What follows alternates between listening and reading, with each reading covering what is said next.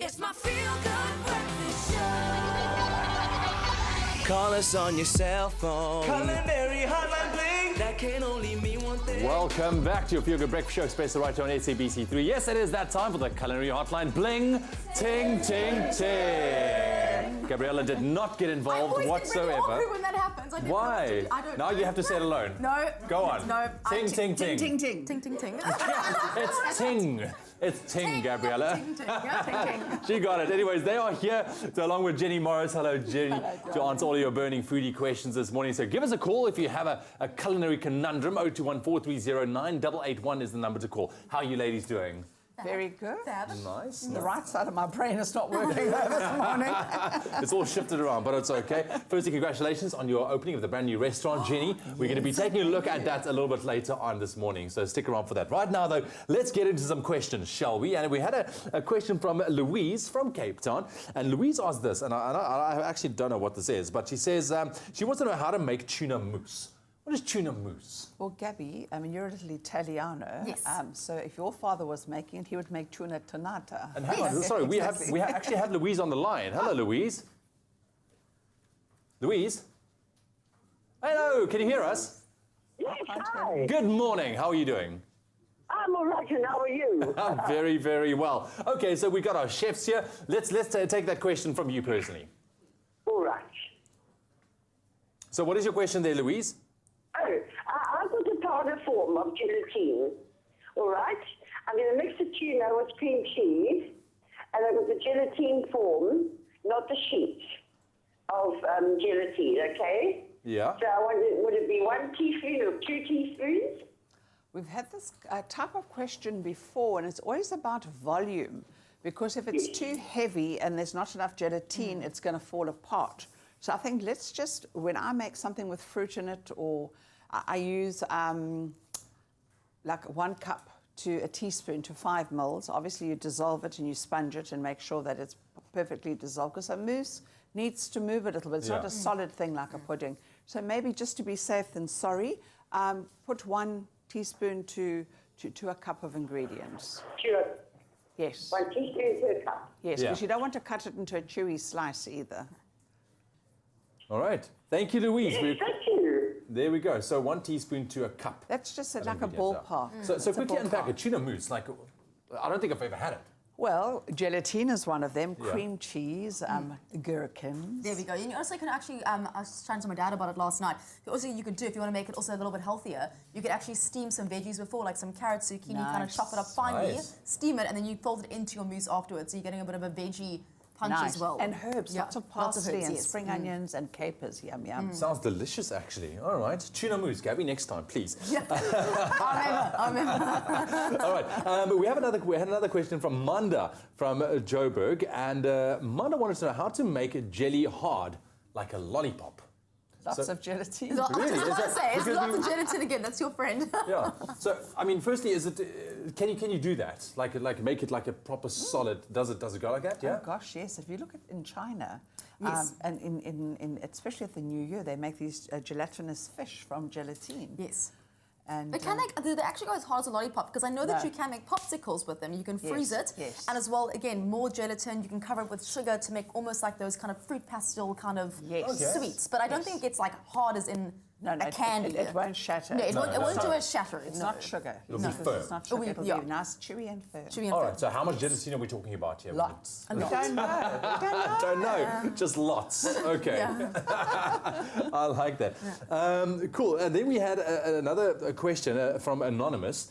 How to cook meatballs.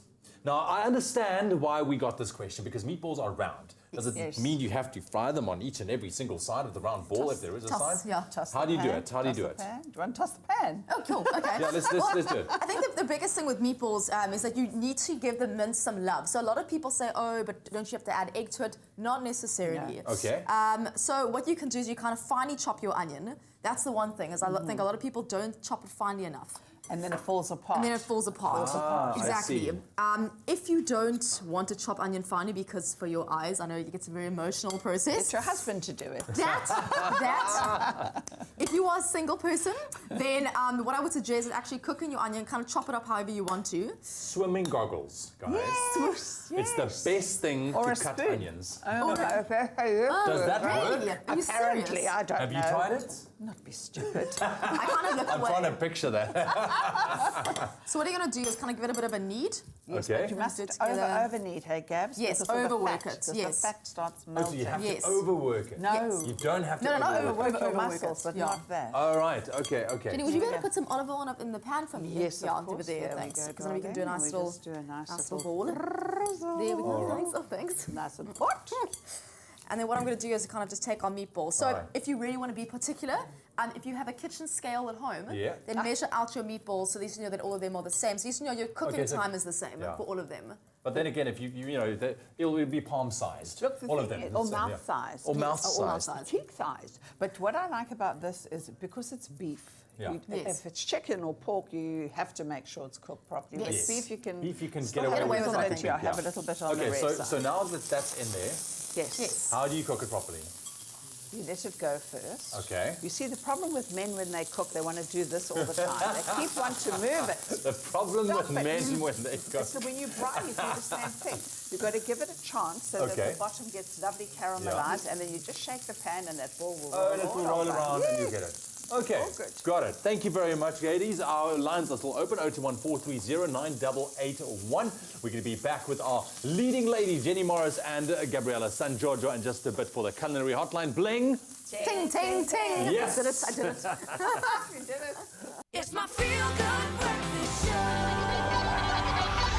Call us on your cell phone. Culinary Hotline Bling. Welcome back to Tune to Expresso right on SABC3. Yes, it's once again time for the culinary hotline. Bling, ting, ting, ting. Gabby got involved, which is amazing. Call us 021-430-9881. We have our leading ladies with us, Gabriella San Giorgio and Jenny Morris, answering all of your foodie questions this morning. So thank you very much for all the questions that we had so far. Really appreciate it. Right now, let's focus on seasonal fruits and veg, guys. We're heading into spring. Can you believe that? I love it. Hey, it's awesome. And of course, that brings with it a whole bunch of new seasonal fruits and veggies. We're going to talk about that in just a second. We do have a caller on the line. Barbara, good morning. Good morning. Hello, Barbara. Are you well? Yes, thank you. And you? Very, very well. All the better for hearing you now. Barbara, what's your question? My question is, I've tasted butternut soup in quite a few hotels, and it's really nice, but I've tried to make it myself. It's just not the same. I've done the usual recipe with the onion and the curry powder and the cream, but it just doesn't taste the same. What is the secret to it? And yet it's so simple. What is the secret to that butternut soup? Because she tasted a butternut soup Like at a somewhere. hotel, like already, really creamy. She did say Yeah. she's putting the curry, she's putting the ingredients, but she just can't seem to get it right. You know what sometimes happens is people just take curry powder. When I Yes. make mine, I temper the spices. So I take all the fresh spices that go into making that curry Yes. powder. I grind them up after they've been cooked out, and that gives you more depth Yes. of flavour. Yes, Okay. of course. I think also other thing which I've tried before is actually roasting your butternut Yes. before if you have that time, because it makes it really caramelize the flavor. And the other thing would also be actually adding coconut cream. Coconut cream would be really, really delicious. And it'll yeah. match so well with the curry. Yeah, The so- coconut cream. Barbara, are you still there? Yes, I am. So I'm listening. did that help in any way? Okay. I mean, when I tasted it, going back, Yeah. coconut cream wasn't kind of the thing. It was just cream. Yeah. All right. You know what I'm going to do? I'm going to give you the easy way out. We spoke about roasting. Yes. Take some leeks, take some garlic, take a little bit of ginger and onions, big blob of butter, a little bit of olive oil so the butter doesn't burn. Roast that together with your spices. Then blitz the life out of it with some lovely, full fat, long life cream, milk. Yeah. And you'll get a gorgeous, gorgeous soup out of it. All right, there Yeah. you go. Barbara, Yeah. thank you very much. Good luck. Let us know. Okay, thank Let us you. know how I'll that turns try out. it. Yeah, that sounds amazing. I was like, that sounds absolutely delicious. I'm a big fan of butternut soup, by love the it. way. Yeah. So quickly getting back to seasonal fruits and veggies, what can we expect with the change of the seasons now? I mean, there's literally just around the corner. Don't you just love being in tune with the seasons? Oh, definitely. I love it. What's your favourite one for spring? Well, avocados have now. The price has gone down again, which is fab. Hallelujah. See all those specials, which is lovely. And the quality's up. The quality's it's brilliant, up. yeah. Mushrooms. we've Mushrooms got- so good. I'm seeing berry fruits now. Lots Yes. of berry fruit. Yeah. Yes. And I've even seen a couple of stone fruits. I think a little bit early for stone fruit. I think November's a better Yes, a time. better time for it, yes. But they are But they're appearing. starting to Oh, come in absolutely. now. Artichokes. Artichokes out now, which are Lovely. really lovely. Love it, love it, love it. Yeah. Okay. Yes. Now, it's always good to buy your seasonal fruits and veg from a nutrient point of view because that's when they're at their most nutritious. Now, you want to make sure also when you cook it to retain those nutrients. So how do you go about that? What is the secret with regards to your seasonal fruits and veg? Well, I'm sure, Gabby, you would agree that don't immerse it in big pots of water. Quick. Anything that has a skin that is edible, keep the skin on. Keep the because skin on. all the nutrition lies beneath that skin. Yeah, especially even like your sweet potato and stuff. Also, Yes. keep the skin on. Your zucchini, keep it on. Yes. It actually really has a lot of all the nutrients exactly lie underneath that. And even aubergines. You know, Oh, I love know a lot of aubergines. people. Amazing. I know a lot of people peel their brinjals, aubergine, or whatever you want to call Yes. it. Eiervrucht. Eggplant, yeah. But that skin, everything lies beneath the delicious, skin. yes. So Yeah. don't peel it. I mean, that's healthy. I mean, also like your potatoes, like I guess they're not that it's seasonal, or is it seasonal? I don't know. Well, Potatoes you seasonal? get new potatoes. You Ye- get yes, different new potatoes potatoes, at yes. different times Oh, of the there you year. go, okay. I would lightly steam them, squash them like this, put olive oil on and cook them till they're crisp. Just in the like oven. that. Yes. Love it. Now, I think the other thing why it's good to buy seasonal fruits and veggies from a price point of view, I mean, you really can save a lot. But what about preserving them? So if you buy a bunch of avocados or something like that, what is the best way of preserving seasonal fruits and veggies for in case you can't find it a little bit later on? Well, I mean, I must say, so avocados actually is a good example Yeah. because something I like to eat all year round. So with avo, what they were actually saying is to kind of cube it, Yes. freeze it as is. Really? You won't be able to like take it out and just eat it like you would slice avocado, but you can make a great guacamole with it. Exactly. So literally cut it up to cubes, freeze it, and then it will last in freeze for about 3 months. And you smash it up with a fork with some lemon juice and olive oil, a little bit of Yeah. nice little spread. Just a bit of garlic and some coriander. Obviously. Will make Okay, it delicious. yeah. Yeah, and freezing is good, but once again, Yeah. Yes. in and out the water. Or just Yes. use it as you get it. Well, the thing is, and with fruit as well, what people do is they call it canning in America, but they preserve Yes, it in preserving sugar it. syrups. Okay. It's the best time now, with especially winter. It's going Yes. out now, but to make your jams and your marmalades and that kind of thing, sugar's Okay. a preservative. All right. So there's a couple of ways. We have a caller on the line quickly. Estelle from Bloemfontein. Hello, Estelle. Hi, good morning, team. Are you? Good, not too bad. How's the temperature? Are you cold in Bloemfontein? You freezing.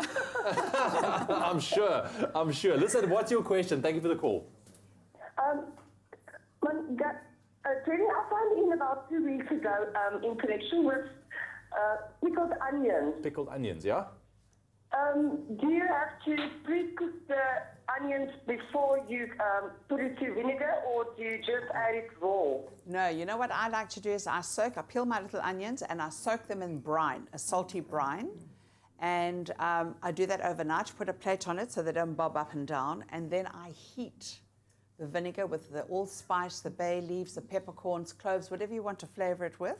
And then I throw the hot vinegar onto them in a lovely sterilized bottle, because that's where you're going to retain the crunch. Yeah. All right, so there we have it. Don't cook them, Estelle. No, unless you make it